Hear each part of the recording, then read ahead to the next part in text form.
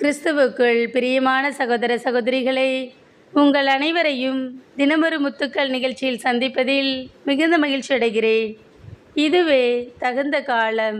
2 கொரிந்தியர் 6ஆம் அதிகாரம் 2ஆம் வசனம்.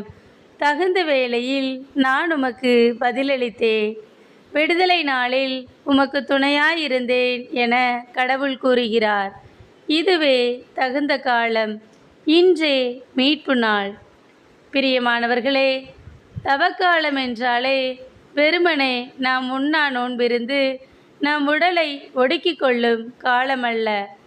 கறி மீன் சாப்பிட மாட்டேன் என்றோ அல்லது ஒருவேளைதான் உணவு சாப்பிடுவேன் என்றோ நம்மை குறைப்பதல்ல தவக்காலம். நீங்கள் உங்கள் உடைகளை கிழித்து கொள்ள வேண்டாம், மாறாக உங்கள் இதயத்தை கிழித்து கொள்ளுங்கள். தவக்காலம் என்பது மனமாற்றத்திற்கான காலம்.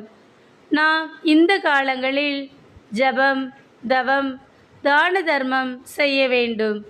இதுவே தகுந்த காலம். இன்றே மீட்பு நாள்.